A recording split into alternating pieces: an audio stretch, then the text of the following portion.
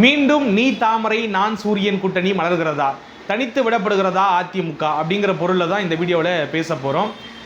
2029 தேர்தலை நோக்கி எல்லா கட்சிகளும் கணக்குகளை போட ஆரம்பிச்சிட்டாங்க. பல்வேறு கணக்குகளை போட்டுக்கிட்டு இருக்காங்க. ஏன்னா 2029 எலெக்ஷனுங்கிறது ரொம்ப ரொம்ப முக்கியமான எலெக்ஷன், எல்லாருக்குமே ரொம்ப ரொம்ப முக்கியமானது. ஏன்னாக்கா 2026 தேர்தலை பொறுத்த வரைக்கும் இது நாள் வரைக்கும் தமிழ்நாடு பார்க்காத ஒரு ரிசல்ட்டை பார்த்துருக்கு. அவங்க எல்லாருக்கும் தெரியும், கடந்த 60 வருஷமாக திமுக விட்டா அதிமுக, அதிமுக விட்டா திமுகன்னு சொல்லிட்டு ரெண்டு திராவிட கட்சிகளும் மாறி மாறி ஆட்சி பண்ணிக்கிட்டு இருந்தாங்க. உள்ளபடியே அவங்க ஆட்சி பண்ணதன் விளைவாகத்தான் இன்றைக்கி தமிழ்நாடு இவ்வளோ பெரிய ஏற்றத்தை கண்டிருக்கு. இருந்தாலும் கூட அதையெல்லாம் மீறி ரெண்டு கட்சிகள் மீது இருந்த அந்த அயற்சியின் காரணமாக ஒரு மாற்றத்தை தேடி போவோமே அப்படின்னு ஒருத்தர்கிட்ட போயிருக்காங்க. அது உள்ளபடியே நல்ல மாற்றமானு கேட்டிங்கனாக்கா என்னை பொறுத்த வரைக்கும் அது சுத்த வேஸ்ட்டு தான். ஒரு நடிகருக்கு அந்த நடிகரினுடைய பிம்பத்தை நம்பி ஓட்டு போட்டிருக்கிறாங்க. சில பேர் வந்துட்டு அந்த நடிகர் மீது கொண்ட பற்றின் காரணமாக, அதீத பற்றின் காரணமாக, அதை வெறி அப்படின்னு சொல்லலாம், ரசிக வெறி, அந்த ரசிக வெறியில் ஓட்டு போட்டு அது வந்து ஒரு 35% வரைக்கும் போய் ஆட்சி மாற்றத்துக்கே வழிவகுத்துடுச்சு. அதுவும் இரண்டு திராவிட கட்சிகள் இல்லாத ஒரு புதிய மாற்று ஆட்சியை கொண்டு வந்திருக்கிறாங்க. அவர் என்ன பண்ணிக்கிட்டு இருக்கார் கடந்த 3 மாதமா அப்படின்னு யோசிக்கிறப்போ ஒன்றும் பண்ணல.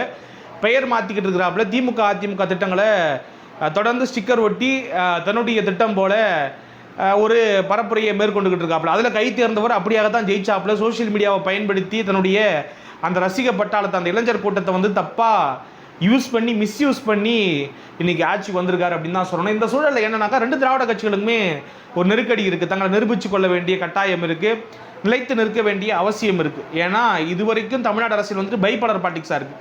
இவங்க எல்லாம் இவங்கங்க, அவங்கள விட்டு அவங்க தாங்க அப்படின்னு இருந்த சூழலில் இப்போ மூணாவதாக ஒரு ஆப்ஷன் வந்து அந்த கட்சி ஆட்சியை அமைச்சு இப்போ இந்த ட்ரைபலர் பாலிடிக்ஸாக மாறி இருக்குது. இப்போ அது அப்படியே தொடரணுமா இல்லை அது பைப்பலராக மாறணுமா? அப்படி பைப்பலராக மாறும் பொழுது எந்த கட்சி காணாமல் போகும் அப்படிங்கிறது யாருக்குமே தெரியாது.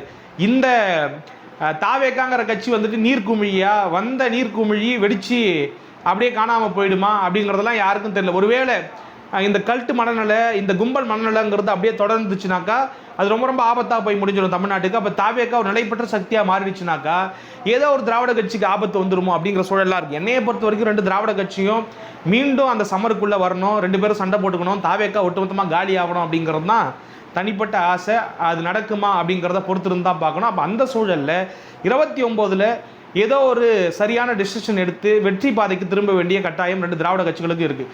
இப்போ என்னன்னாக்கா தாவேக்கா சேஃபாக செட்டில் ஆகிட்டாங்க.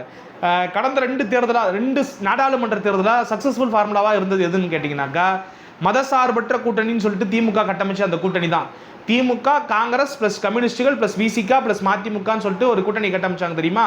அந்த கூட்டணி அப்படியே திமுகவை விட்டுட்டு மற்ற எல்லாரும் பிளந்துக்கிட்டு அப்படியே போய் தாவேக்காவில் சேர்ந்துட்டாங்க. கிட்டத்தட்ட திமுக கூட்டணி இப்போ அப்படியே தாவேக்கா கூட்டணியாக மாறிடுச்சு. அப்போ உங்களுக்கு கிளியர் கட்டாக ஒரு ஐடியா கிடச்சிச்சு, ராகுல் காந்தியை முன்னிறுத்தி அரசியல் பண்ண போகிறது தாவேக்கா கூட்டணி தான். அப்போ அவங்களுக்கு ஒரு பெரிய எட்ஜ் இருக்குது, நிச்சயமாக அவங்களுக்கு ஒரு வாக்கு விழுறதுக்கான வாய்ப்பு இருக்குது 2029.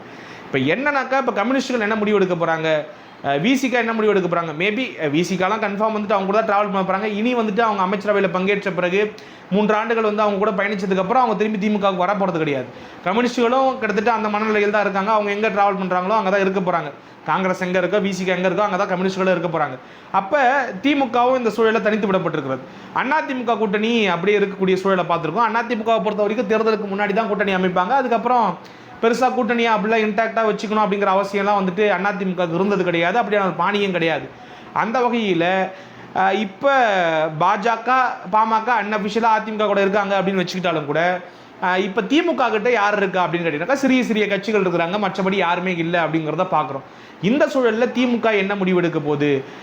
இப்போ தான் பார்த்தீங்கன்னாக்கா ஃபேர் டீலிமிட்டேஷனுக்காக கடுமையான போராட்டங்கள்லாம் வந்து திமுக முன்னெடுத்தாங்க. டபால்னு இப்போ ஜம்ப் பண்ணி என்ன சொல்லிட்டாங்கனாக்கா பில்லு வரட்டும், நாங்கள் பில்லை பார்த்துட்டு சொல்கிறோம், எங்களை பொறுத்த வரைக்கும் ஃபேர் டீலிமிட்டேஷன் தான் தேவை, டீலிமிட்டேஷனே வேணான்னு நாங்கள் சொல்ல, நோ டீலிமிட்டேஷன் நாங்கள் சொல்லலை அப்படிங்கிற மாதிரி சொல்ல ஆரம்பிச்சிட்டாங்க. லைட்டாக நமக்கு என்ன புரிய ஆரம்பிச்சிருக்குனாக்கா அவங்க பாஜகவை நோக்கி நகர ஆரம்பிச்சிட்டாங்க. அப்படிப்பட்ட தகவல்கள் நமக்கு உள்ளேருந்தே கிடைக்குது, அந்த திட்டத்துக்கு நகர்றாங்க. ஏன்னா நீங்கள் யோசிச்சு பாருங்களேன், ஒரு பிரதமர் முகம் இல்லாமல் போனால் அது மிகப்பெரிய சிக்கலாக மாறுது நாடாளுமன்ற தேர்தலில். ஒன்று 3வது அணியாவது ஏதாவது நம்ம செயல்பட்டால் தான் நல்லா ஸ்கோர் பண்ண முடியும். அப்படிப்பட்ட சூழல் இப்போ இல்லை அப்படிங்கிறத பார்க்குறோம். ஏன்னா காங்கிரஸை சுற்றி தான் மற்ற கட்சிகள்லாம் இருக்கிறாங்க. திரிணாமுல் காங்கிரஸாக இருக்கட்டும், இல்லை வந்துட்டு அகிலேஷ் யாதவாக இருக்கட்டும், எல்லாருமே வந்துட்டு காங்கிரஸோடு பயணிக்கிறது தான் விரும்புகிறாங்க அப்படிங்கிற மாதிரி பார்க்குறோம். அப்போ திமுகவுக்கு ஆப்ஷனே இல்லை, 3வது அணி அமைக்கிறதுக்கான சூழலும் மிக மிக குறைவாக இருக்குது. அப்போ ஏதோ ஒரு வகையில் திமுக கிட்ட கூட்டணியே இல்லை அப்படிங்கிறப்ப பாஜக திருப்பி மோடியை முன்னிறுத்தி அந்த வழக்கமான அவங்களுடைய பாலிசி இருக்குல்ல, காமன் மினிமம் ப்ரோக்ராம் அப்படிங்கிற ஒரு ஆயுதத்தை கையில் எடுத்து போகலாமா அப்படிங்கிற ஒரு திட்டத்துக்கு வந்துட்டாங்க அப்படின்னு நினைக்கிறேன். அதனால தான் வந்து பார்த்தீங்கன்னாக்கா இப்போ முன்னாள் எம்பி கனிமொழி இருக்காங்க, திமுகவினுடைய எம்பி.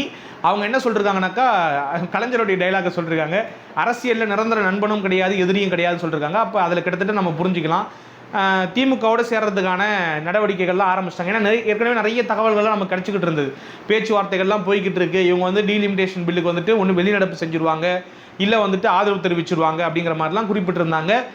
ஏற்கனவே பேச்சுவார்த்தைலாம் வந்து தனிப்பட்ட முறையில் 2 கூட்டணி, அதாவது கூட்டணி அமையறதுக்கான வேலைகள்லாம் ஆரம்பிச்சிட்டாங்கிற மாதிரிலாம் சொல்லப்பட்டது. ஆக திமுக பாஜக கூட்டணி அமைந்தால் ஆச்சரியப்படுறதுக்கு ஒன்றுமே இல்லை, கிட்டத்தட்ட அது ப்ராசஸில் தான் இருக்குது அப்படிங்கிற மாதிரி சொல்லப்படுது. ஆக அதனால தான் வந்து நான் ஆரம்பத்திலே சொன்னேன், நீ தாமரை நான் சூரியன் கூட்டணி மீண்டும் மலர்கிறதா.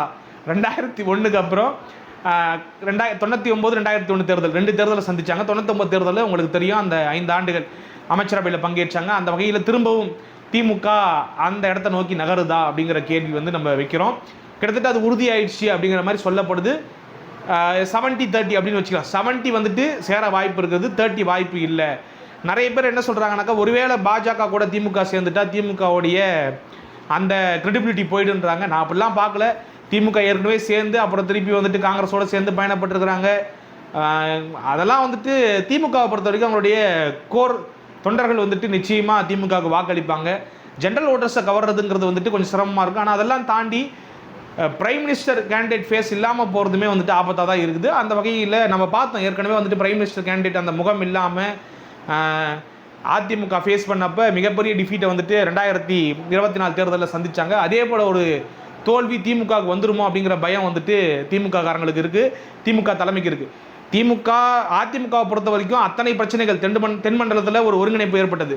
குறிப்பிட்ட சமூகம் வந்துட்டு அங்கே ஒருங்கிணைந்து அதிமுகவை புறக்கணிச்சாங்க. இதையெல்லாம் தாண்டி அதிமுக ஒரு குறிப்பிட்ட சதவீத வாக்குகள் 23% வாக்குகளை கூட்டணியாக பெற்றாங்க, தனித்து நின்று கிட்டத்தட்ட.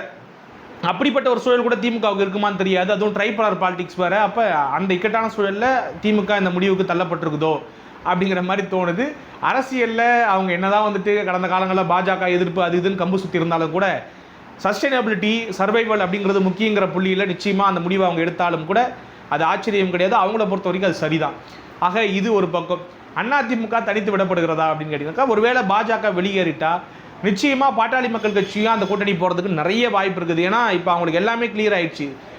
திமுக வந்துட்டு கடந்த முறையே வந்து பாட்டாளி மக்கள் கட்சியை உள்ளே கொண்டு வரதுக்கான வேலைகளை பார்த்தாங்க. ஆனால் விசிக இருந்ததால் விசிக ஏற்றுக்காது அப்படிங்கிற ஒரே காரணத்துக்காக என்ன பண்ணாங்க, பாட்டாளி மக்கள் கட்சியை தவிர்த்தாங்க. இப்போ ஒருவேளை பாஜக அங்கே போச்சுனாக்கா பாட்டாளி மக்கள் கட்சி அங்கே போகும். அப்போ இந்த இதர கட்சிகள்லாம் பாஜகவை சார்ந்திருக்கக்கூடிய அந்த குட்டி குட்டி கட்சிகள்லாம் அங்கே போச்சுனாக்கா அதிமுக தனித்து விடப்படுவதற்கான வாய்ப்புகள் இருக்குது அப்படிங்கிற மாதிரி நான் பார்க்குறேன். 2 பாசிபிலிட்டிஸுமே இருக்குங்க. திமுக வந்துட்டு ஒருவேளை சின்ன சின்ன கட்சிகள் தென் மாநிலங்களில் இருக்கக்கூடிய குட்டி குட்டி கட்சிகளை சேர்ந்து 3வது அணி அமைச்சு போட்டிடுறதுக்கான வாய்ப்புகள் இருக்குது, சின்ன வாய்ப்பு இருக்குது அப்படிங்கிறதையும் பார்க்குறேன் நான்.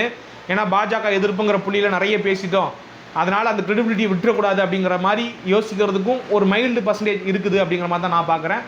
அதையெல்லாம் தாண்டி அதிகமாக வந்துட்டு எதற்கு வாய்ப்பு இருக்குனாக்கா பாஜகவோட கூட்டணி போகிறதா. அப்படி போனால் அதிமுக தனித்து விடுவதற்கான வாய்ப்புகள் நிறையவே இருக்குது.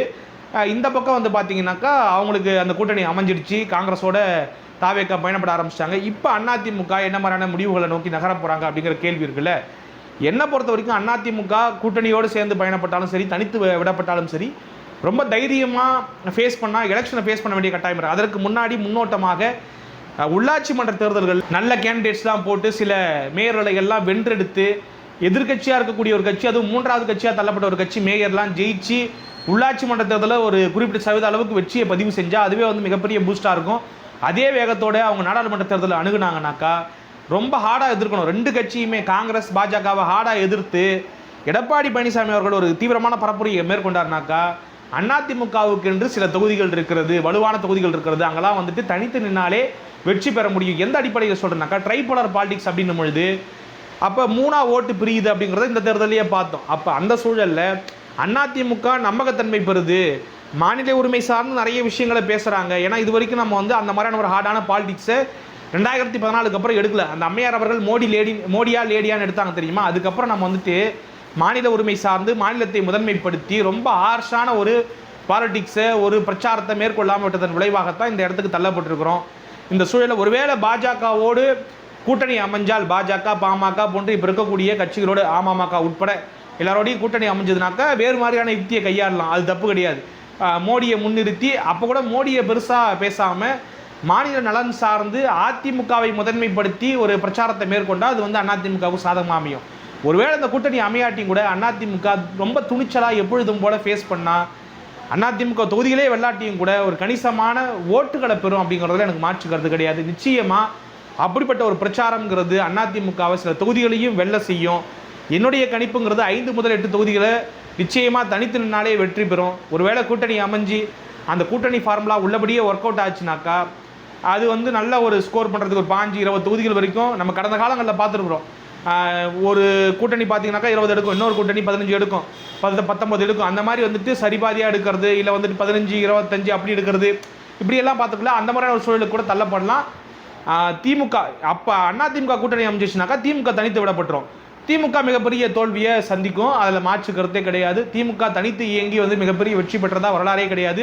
அதுவும் காங்கிரஸினுடைய அந்த கெமிஸ்ட்ரி இல்லாமல் composition of Congress and DMK தான் வந்து பெரிய வெற்றியை கொடுத்துருக்கே தவிர திமுக தனித்து நின்று வெற்றியை பெற்றதாக சரித்திரமே இல்லை. இந்த சூழலில் அதிமுக எப்படி காயை நகர்த்த போது, திமுக என்ன பண்ண போது, நீ தாமரை நான் சூரியன் கூட்டணி அமையுமா, அதிமுக தன்னுடைய கூட்டணியை இன்டாக்டாக வச்சுக்குமா, காப்பாற்றி நாடாளுமன்ற தேர்தலுக்கு நகருமா அப்படிங்கிறதையெல்லாம் நீங்கள் கமெண்ட் பாக்ஸில் சொல்லுங்கள். நமக்கு கிடைக்கக்கூடிய தகவல் வந்துட்டு கிட்டத்தட்ட சூரியனும் தாமரையும் சேர போகிறாங்க அப்படிங்கிற மாதிரி தான் எனக்கு தோணுது. பார்ப்போம் என்ன நடக்குதுங்கிறத. மீண்டும் நல்ல காணொலியில் உங்களை சந்திக்கும் வரை விடைபெறுவது உங்கள் அன்பு நண்பன் தமிழரசன். டாட்டா.